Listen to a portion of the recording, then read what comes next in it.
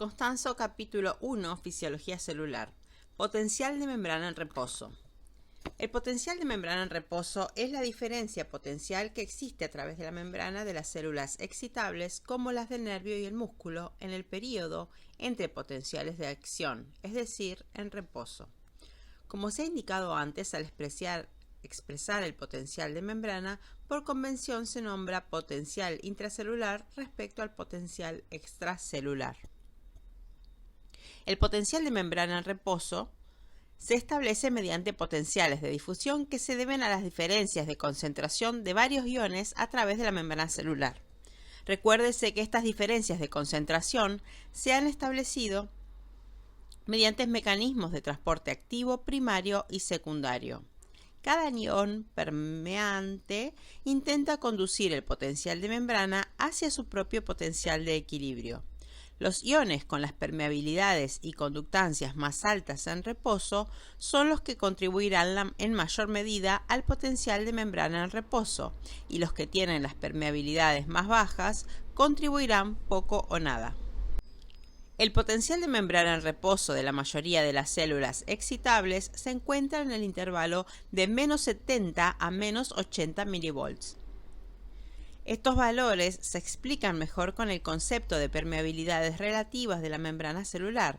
Por tanto, el potencial de membrana en reposo está cerca de los potenciales de equilibrio de potasio y cloro, dada su alta permeabilidad en reposo. El potencial de membrana en reposo está lejos de los potenciales de equilibrio de sodio y de calcio, dada la baja permeabilidad de estos iones en reposo. Una forma de evaluar la contribución de cada ion al potencial de membrana es utilizar la ecuación de conductancia de cuerda, que pondera el potencial de equilibrio de cada ion, calculado con la ecuación de Nernst, con su conductancia relativa. Los iones con mayor conductancia llevan el potencial de membrana a sus potenciales de equilibrio, mientras que los que tienen una baja conductancia influyen poco en el potencial de membrana. Un método alternativo para la misma cuestión aplica la ecuación de Goldman, que considera la contribución de cada ion más por su permeabilidad relativa que por su conductancia. La ecuación de la conductancia de cuerda se formula como sigue. Y está la ecuación. En reposo, las membranas de las células excitables son bastante más permeables al potasio y al cloro que al sodio y al calcio. Estas diferencias de permeabilidad explican el potencial de membrana en reposo. ¿Qué función, si tiene alguna, desempeña la sodio-potasio ATPasa en la creación del potencial de membrana en reposo? La respuesta tiene dos partes. En primer lugar, la sodio-potasio ATPasa realiza una pequeña contribución electrogénica directa basada en la estequiometría de los 3 iones de sodio bombeados hacia el exterior de la célula por cada 2 iones de potasio bombeados hacia el interior. En el segundo lugar, la contribución indirecta más importante es mantener el gradiente de la concentración de potasio a través de la membrana celular, que a su vez es responsable del potencial de difusión de potasio que conduce el potencial de membrana hacia el potencial de equilibrio del potasio. Por tanto, la sodio-potasio ATPasa es necesaria para crear y mantener el gradiente de concentración del potasio, que es el que establece el potencial de membrana en reposo. Puede formularse un argumento similar para el cometido de la sodio-potasio ATPasa en el descenso del potencial de acción, donde mantiene el gradiente iónico del sodio a través de la membrana celular. Potenciales de acción. El potencial de acción es un fenómeno de las células excitables como las del nervio y el músculo. Consiste en una rápida despolarización, fase ascendente, seguida de una repolarización de potencial de membrana. Los potenciales de acción son el mecanismo básico para transmitir la información del sistema nervioso y en todos los tipos de músculo. Terminología. Para explicar el potencial de acción en los periodos refractarios y la propagación de los potenciales de acción se utiliza la siguiente terminología. La despolarización es el proceso de hacer el potencial de membrana menos negativo. Como se ha comentado, el potencial de membrana en reposo habitual de las células excitables se orienta con el interior celular negativo. La despolarización hace el interior de las células menos negativo. Incluso puede hacer que se vuelva positivo. Dicho cambio de potencial de membrana no debe describirse como un aumento o una disminución porque estos términos son ambiguos. Por ejemplo, cuando el potencial de membrana se despolariza o se vuelve menos negativo, el potencial de membrana aumenta o disminuye. La hiperpolarización es el proceso de hacer el potencial de membrana más negativo. Igual que en una despolarización, no deben usarse los términos aumento o disminución para describir un cambio que hace el potencial de membrana más negativo. La corriente de entrada es el flujo de carga positiva hacia el interior de la célula. Por tanto, las corrientes de entrada despolarizan el potencial de membrana. Un ejemplo de corriente de entrada es el flujo de sodio a la célula durante la fase ascendente del potencial de acción. La corriente de salida es el flujo de carga positiva hacia el exterior de la célula. Las corrientes de salida hiperpolarizan el potencial de membrana. Un ejemplo de corriente de salida es el flujo de potasio fuera de la célula durante la fase de repolarización del potencial de acción. El potencial umbral es el potencial de membrana en el que es inevitable la aparición del potencial de acción. Debido a que el potencial umbral es menos negativo que el potencial de membrana en reposo, se necesita una corriente de entrada para despolarizar el potencial de membrana hasta el umbral. En el potencial umbral, la corriente de entrada neta, por ejemplo, la corriente de entrada de sodio, es mayor que la corriente de salida neta, por ejemplo, la corriente de salida de sodio, y la despolarización resultante se automantiene, dando lugar a la fase ascendente del potencial de acción. Si la corriente de entrada neta es menor que la corriente de salida neta, la membrana no se despolarizará hasta el umbral y no se producirá ningún potencial de acción. Ver respuesta todo o nada. El sobreretiro o overshoot es la parte del potencial de acción en la que el potencial de membrana es positivo, interior celular positivo. El postpotencial hiperpolarizante o undershoot es una parte del potencial de acción después de la repolarización en la que el potencial de membrana es más negativo que en reposo. El periodo refractario es un periodo durante el cual no puede producirse otro potencial de acción normal en una célula excitable. Los periodos refractarios pueden ser absolutos o relativos. En las células de músculo cardíaco hay una categoría adicional llamada periodo refractario efectivo. Características de los potenciales de acción. Los potenciales de acción tienen tres características básicas: tamaño y forma estereotípicos, propagación y respuesta de todo o nada. Tamaño y forma estereotípicos. Cada potencial de acción normal de un tipo celular dado parece idéntico, se despolariza al mismo potencial y se repolariza hasta el mismo potencial de reposo. Propagación. Un potencial de acción en un sitio causa una despolarización en sitios adyacentes, llevándolos hasta el umbral. La propagación de los potenciales de acción de un sitio al siguiente no es decreciente. Respuesta de todo o nada. Un potencial de acción se produce o no. Si una célula excitable es despolarizada hasta un umbral de forma normal, entonces la aparición de un potencial de acción es inevitable. Por otro lado, si la membrana no se despolariza hasta el umbral, no puede producirse ningún potencial de acción. En efecto, si el estímulo se aplica durante el periodo refractario, no se producirá ningún potencial de acción o el potencial de acción se producirá, pero no tendrá el tamaño ni la forma estereotípicos. Base iónica del potencial de acción. El potencial de acción consiste en una despolarización rápida, fase de ascenso, seguida por la repolarización hasta alcanzar el potencial de membrana en reposo. La figura 1.13 muestra las fases de potencial de acción en el nervio y en el músculo esquelético que comprenden los siguientes pasos. 1. Potencial de membrana en reposo. En reposo, el potencial de membrana es de aproximadamente menos 70 milivolts en el interior celular negativo. La conductancia o permeabilidad del potasio es alta y los canales de potasio están casi totalmente abiertos, permitiendo la difusión de iones potasio al exterior de la célula a favor del gradiente de concentración existente. Esta difusión crea un potencial de difusión de potasio que impulsa el potencial de membrana hacia el potencial de equilibrio del potasio. La conductancia al cloro no se muestra, también es alta, y en reposo el cloro también está cerca del equilibrio electroquímico. En reposo la conductancia al sodio es baja, por tanto el potencial de membrana en reposo está lejos del potencial de equilibrio de sodio y el sodio está lejos del equilibrio electroquímico. 2. Ascenso del potencial de acción. Una corriente de entrada, habitualmente consecuencia de la transmisión de corriente de potenciales de acción en sitios circundantes, causa la despolarización de la membrana celular nerviosa hasta el umbral, que se produce aproximadamente a 60 milivolts.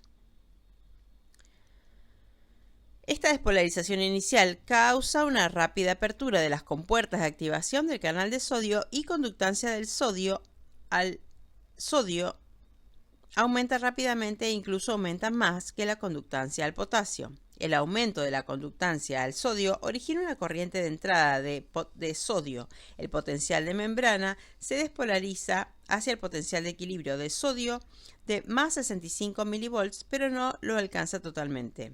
La tetrodotoxina, una toxina del pez globo japonés, y el anestésico local lidocaína bloquean estos canales de sodio sensibles al voltaje y evitan la aparición de potenciales de acción nerviosos. En la figura 1.14 se muestran los estados de las compuertas de activación e inactivación en el canal de sodio en el nervio. 1. En el estado cerrado pero disponible, en el potencial de membrana en reposo, la compuerta de activación está cerrada, la compuerta de inactivación está abierta y el canal de activación, la de activación está cerrada, la de inactivación está abierta y el canal está cerrado, aunque disponible si se produce una despolarización. En el punto 2, si en el estado abierto durante el ascenso del potencial de acción, tanto la compuerta de activación como la inactivación están abiertas y el canal también está abierto. Y en el esquema 3, en el estado inactivado, en el pico del potencial de acción, la compuerta de activación está abierta y la de inactivación y el canal están cerrados. 3. Repolarización del potencial de acción.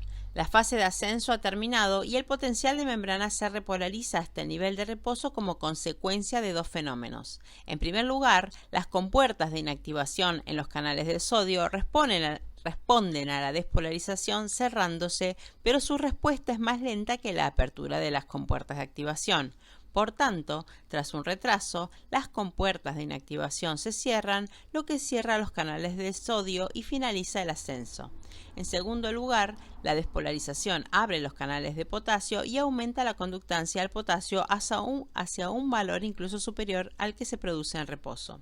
El efecto combinado del cierre de los canales de sodio y la mayor apertura de los canales de potasio hacen que la conductancia al potasio sea mucho mayor que la conductancia al sodio. Por tanto, se produce una corriente de salida de potasio y la membrana se repolariza.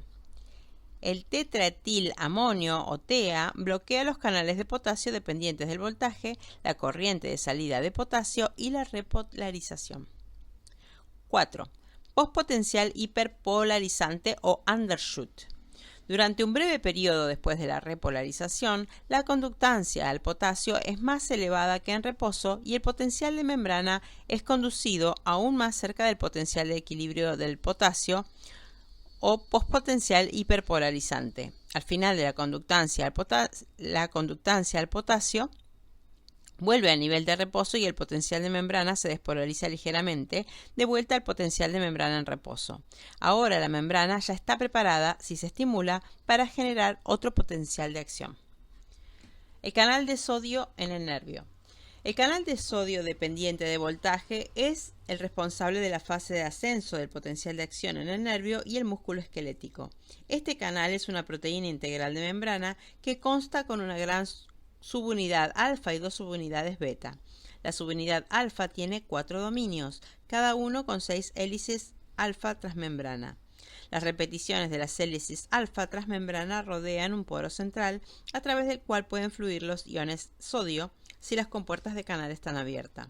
En la figura 1.14 se muestra un modelo conceptual de canal de sodio que muestra la función de las compuertas de activación e inactivación. El supuesto básico de este modelo es que para que el sodio se mueva a través del canal, las dos compuertas deben estar abiertas. Conviene recordar el modo en que estas compuertas responden a cambios en el voltaje. Las compuertas de activación se abren rápidamente en respuesta a la despolarización. Las compuertas de inactivación se cierran en respuesta a la despolarización, pero con lentitud, con un cierto retraso temporal.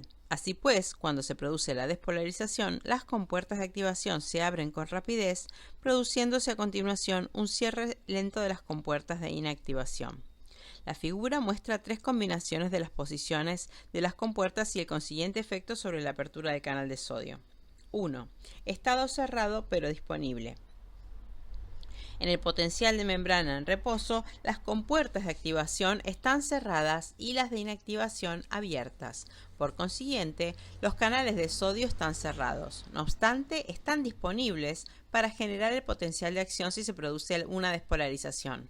La despolarización abrirá las compuertas de activación y al estar abiertas las de inactivación, los canales de sodio quedarán abiertos. 2. Abierto. Durante el ascenso del potencial de acción, la despolarización abre rápidamente las compuertas de activación y tanto estas como las de inactivación permanecen brevemente abiertas. El sodio puede fluir a través de los canales generando más despolarización. Inactivado. En el pico del potencial de acción, las compuertas de inactivación lenta finalmente se cierran en respuesta a la despolarización. En tal situación, los canales de sodio están cerrados, el ascenso concluye y se inicia la repolarización. ¿Cómo regresan los canales de sodio al estado cerrado pero disponible? En otras palabras, ¿cómo se recuperan a fin de estar preparados para activar un nuevo potencial de acción? La repolarización para retornar al potencial de membrana en reposo hace que las compuertas de inactivación se abren. Así, los canales de sodio vuelven a permanecer cerrados pero en estado disponible, por lo que están preparados y dispuestos para generar otro potencial de acción si se produce la despolarización.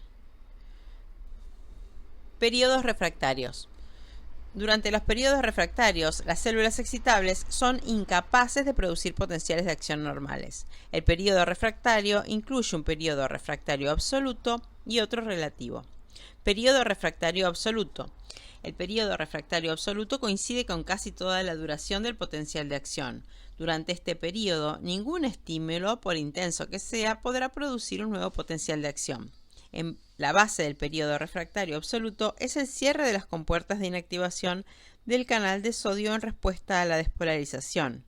Estas compuertas están en posición cerrada hasta que la célula se repolariza y alcanza el potencial de membrana en reposo y hasta que los canales de sodio han recuperado el estado cerrado pero disponible.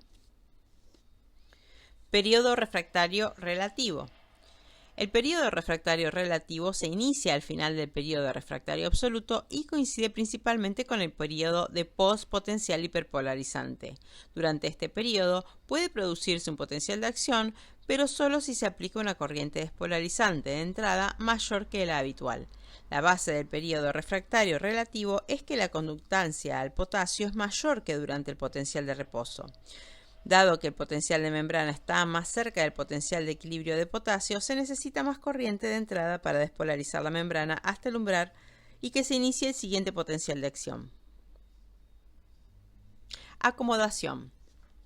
Cuando una célula nerviosa o muscular se despolariza lentamente o se mantiene a un nivel despolarizado, se puede superar el potencial umbral habitual sin que ocurra ningún potencial de acción. Este proceso se denomina acomodación y se produce porque la despolarización cierra las compuertas de inactivación de los canales de sodio. Si la despolarización se produce con suficiente lentitud, los canales de sodio se cierran y se mantienen cerrados. La fase de ascenso del potencial de acción no puede producirse porque no hay suficientes canales disponibles de sodio para llevar la corriente de entrada. Por ejemplo, se observa acomodación en personas con una concentración sérica elevada de potasio o hiperpotasemia. En reposo, las membranas celulares nerviosas y musculares son muy permeables al potasio y el aumento de la concentración extracelular de potasio causa la despolarización de la membrana en reposo según la ecuación de Nernst. Esta despolarización hace que la membrana celular esté más cerca del umbral y parecería más probable que se disparara un potencial de acción. Sin embargo, es menos probable que la célula dispare un potencial de acción porque está despolarización sostenida cierra las compuertas de inactivación de los canales de sodio. Cuadro 1.3. Fisiología clínica. Hiperpotasemia con debilidad muscular. Descripción del caso. Una mujer de 48 años con diabetes mellitus insulino dependiente refiere debilidad muscular grave. Está recibiendo tratamiento para la hipertensión con propranolol, un antagonista bloqueante beta-adrenérgico. Los análisis de sangre solicitados por su médico muestran una concentración de potasio sérica de 6,5 miliequivalentes por litro, cuando el normal es 4,5 miliequivalentes por litro, y una elevación del nitrógeno ureico en sangre o BUN. El médico reduce la dosis de propranolol hasta interrumpirlo por si fuera preciso. Ajusta la dosis de insulina. Al cabo de unos días, la concentración de potasio sérica de la paciente ha disminuido hasta 4,7 miliequivalentes por litro y explica que se ha normalizado la fuerza muscular. Explicación del caso. Esta paciente diabética tiene una hiperpotasemia grave causada por varios factores. 1. La dosis de insulina insuficiente ha causado un desplazamiento del potasio desde el interior de las células a la sangre. La insulina promueve la captación celular de potasio. 2. El propranolol, es decir, el beta bloqueante usado para tratar su hipertensión, también desplaza el potasio desde el interior de las células a la sangre. 3. El BUN elevado sugiere que la mujer está desarrollando una insuficiencia renal. Los riñones deteriorados no pueden excretar el potasio adicional que se está acumulando en su sangre. Estos mecanismos comprenden conceptos relacionados con la fisiología renal y endocrina. Es importante entender que esta mujer tiene una concentración de potasio en sangre muy elevada o hiperpotasemia y que su debilidad muscular es secundaria a la hiperpotasemia.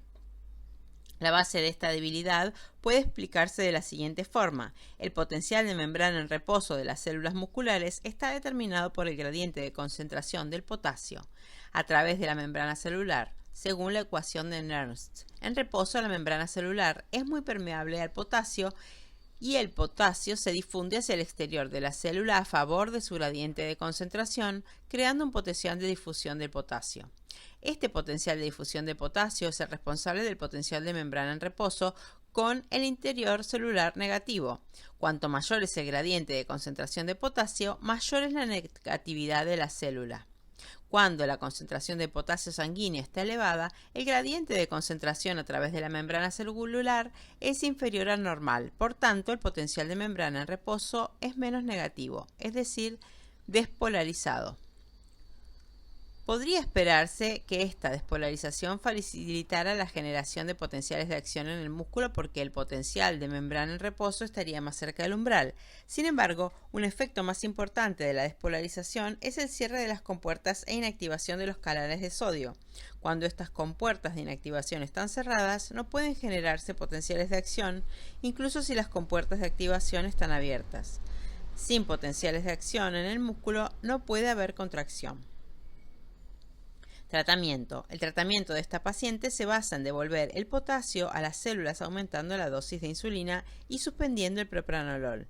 Al normalizar la concentración de potasio sanguínea en la mujer, el potencial de membrana en reposo de las células del músculo esquelético se normalizará, las compuertas de inactivación de los canales de sodio se abrirán en el potencial de membrana en reposo como deberían y podrían producirse potenciales de acción normales. Propagación de los potenciales de acción.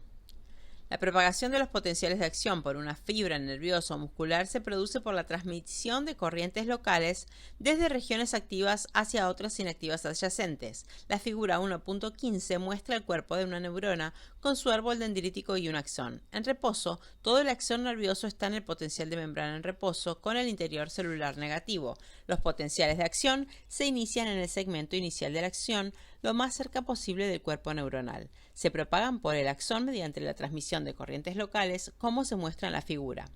En la figura 1.15a, el segmento inicial del axón neuronal está despolarizado hasta el umbral y dispara un potencial de acción, la región activa. A consecuencia de una corriente de entrada de sodio, en el pico de potencial de acción, la polaridad del potencial de membrana se invierte y el interior celular se vuelve positivo. La región adyacente del axón sigue estando inactiva con el interior celular negativo. La figura 1.15b muestra la transmisión de una corriente local desde la región activa despolarizada hacia la región inactiva adyacente. En el sitio activo, las cargas positivas dentro de la célula fluyen hacia las cargas negativas en el sitio activo adyacente. Este flujo de corriente produce la despolarización hasta el umbral de la región adyacente. En la figura 1.15c, la región adyacente del axón neuronal, después de haberse despolarizado hasta el umbral, dispara un potencial de acción. La polaridad de su potencial de membrana se invierte y el interior celular se vuelve positivo. En este momento, la región activa original se ha repolarizado hasta el potencial de membrana en reposo y ha recuperado su polaridad interna negativa. El proceso continúa transmitiendo el potencial de acción secuencialmente por el axón. La figura 1.15 muestra la transmisión de la despolarización de una fibra nerviosa por corrientes locales. A. El segmento inicial del axón ha disparado un potencial de axón y, a diferencia del potencial a través de la membrana celular, se ha invertido para volver el interior positivo. La zona adyacente está inactiva y se mantiene en potencial de membrana en reposo con el interior negativo. B. En el sitio activo, las cargas positivas dentro de un nervio fluyen hacia el área adyacente inactiva. C. El flujo de corriente local provoca la despolarización de la zona adyacente hasta el umbral y el disparo de potenciales de acción. La región activa original se ha repolarizado hasta el potencial de membrana en reposo. Velocidad de conducción. La velocidad de conducción es la velocidad a la que son conducidos los potenciales de acción por una fibra nerviosa o muscular. Esta propiedad tiene una gran importancia fisiológica porque determina la velocidad a la que puede transmitirse la información por el sistema nervioso. Para entender la velocidad de conducción en los tejidos excitables, debe explicarse dos conceptos importantes: la constante de tiempo y la de longitud. Estos conceptos, llamados propiedades de cable, explican cómo los nervios y los músculos actúan como cables para transmitir la actividad eléctrica.